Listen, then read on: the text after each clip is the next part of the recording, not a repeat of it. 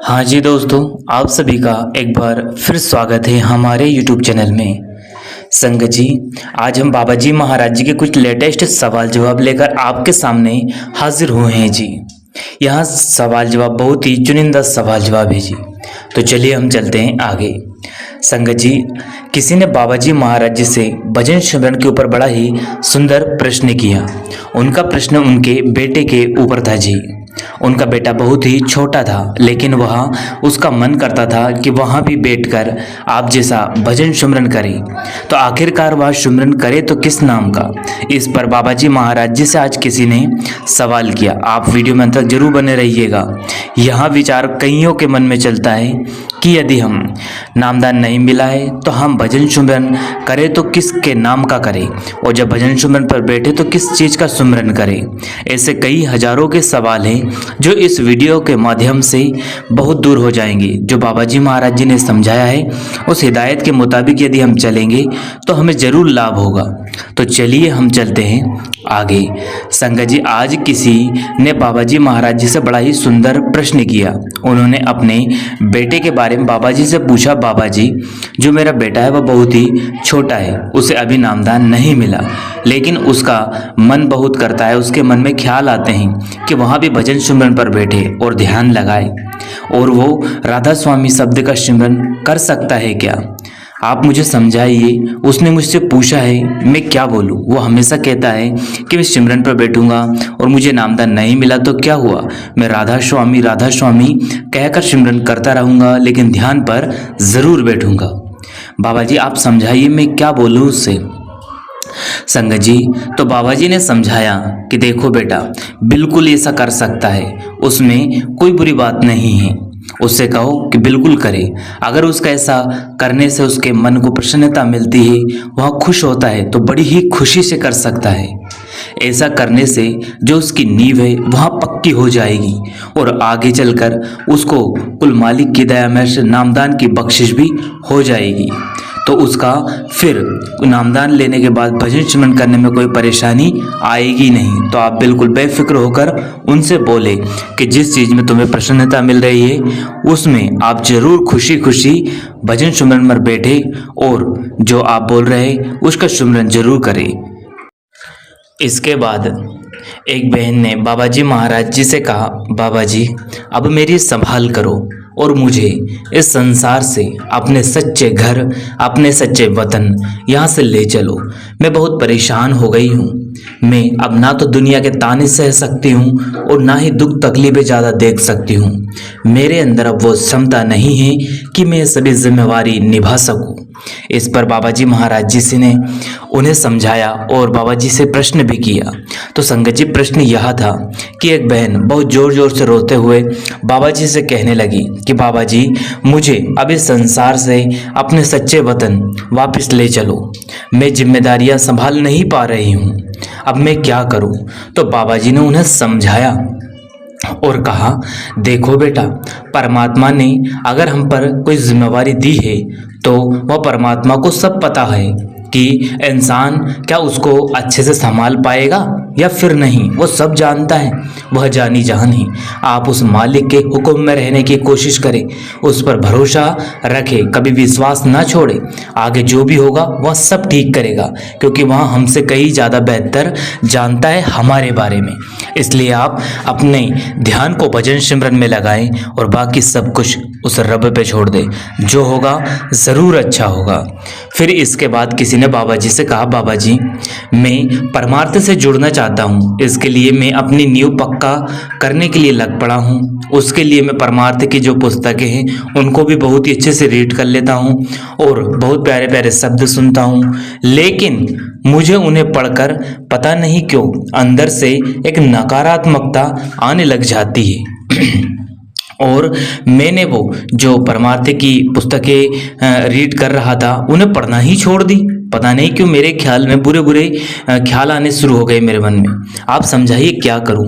तो बाबा जी ने समझाया कि बेटा देखो, किताब का नाम उन्होंने पूछा बाबा जी ने कि बेटा कौन सी किताब थी, तो वहाँ भाई बाबा जी से कहने लगा कि बाबा जी शायद अनुराग सागर की किताब थी। तो बाबा जी ने कहा कि ये तो वही बात हो गई कि 8वीं कोई क्लास का बच्चा या फिर 5वीं क्लास का कोई बच्चा कहे कि मुझे बीए या फिर फाइनल ग्रेजुएशन या एमए की पुस्तकें ला दो तो मैं पढ़कर पास हो जाऊंगा। तो बेटा क्या उसको वह पुस्तकें समझ आएगी जिसकी क्षमता भी 5वीं 8वीं की पुस्तकें पढ़ने की है ही नहीं? क्या वो एमए बीए की पुस्तक पढ़ पाएगा? इसलिए आप कोशिश करें कि धीरे धीरे यानी कि अपने मन को स्थायी रूप से धीरे धीरे कंट्रोल करें और उसे समझने की कोशिश करें। परमार्थ की राह बहुत ही सुंदर राह है, इस पे या तो इंसान बहुत जल्दी नहीं पहुंचता और अगर चलना शुरू कर देता है तो कभी पीछे मुड़कर देखता भी नहीं। तो आप विश्वास रखें मालिक पर और धीरे धीरे इस राह पर आगे बढ़े।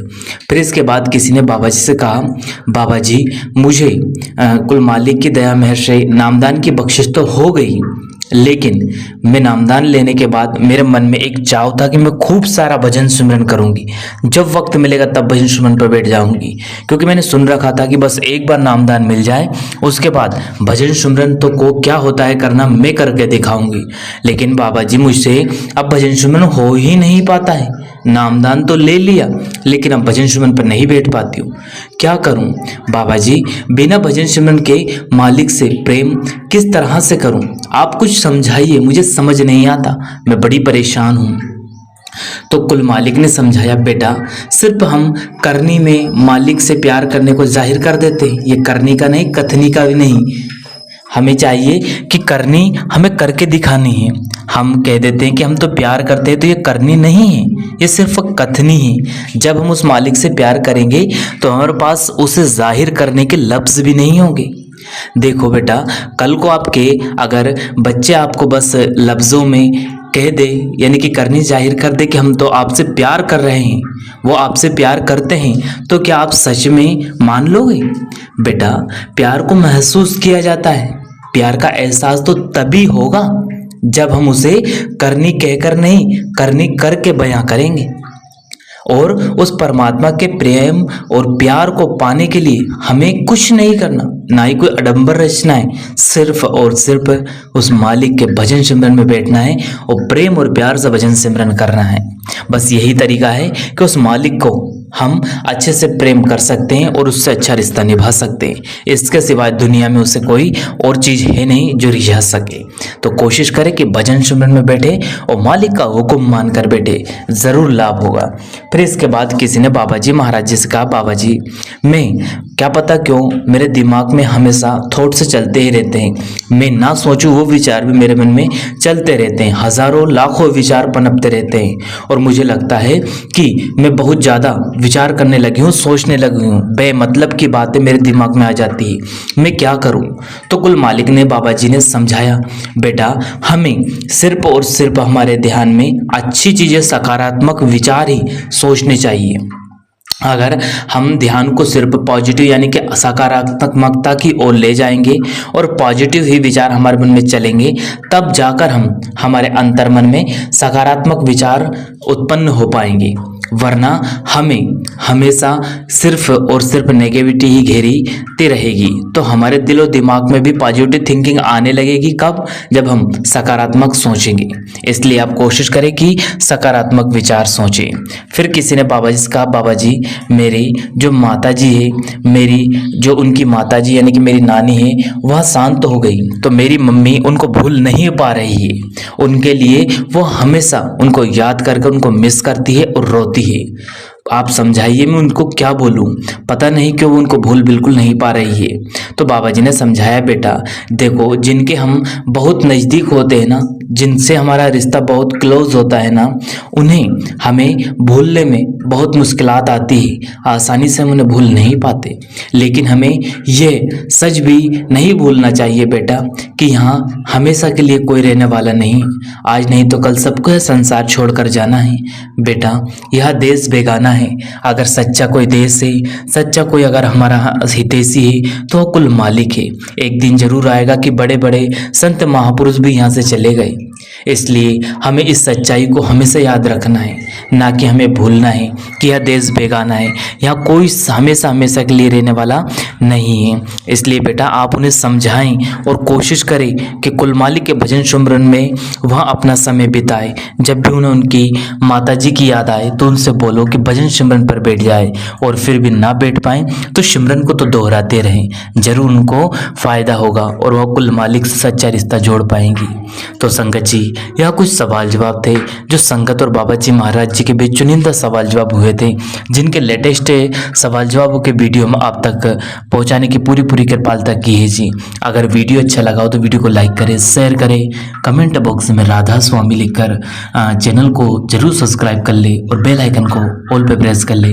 इसके बाद हम फिर मिलेंगे आपसे किसी और वीडियो में। तब तक आप जी अपना और अपनों का ध्यान रखें। अगर वीडियो पसंद आया हो तो लाइक ज़रूर कर देना। अंत में आप सभी को प्रेम भरी राधा स्वामी जी। शुक्रिया, टेक केयर, धन्यवाद।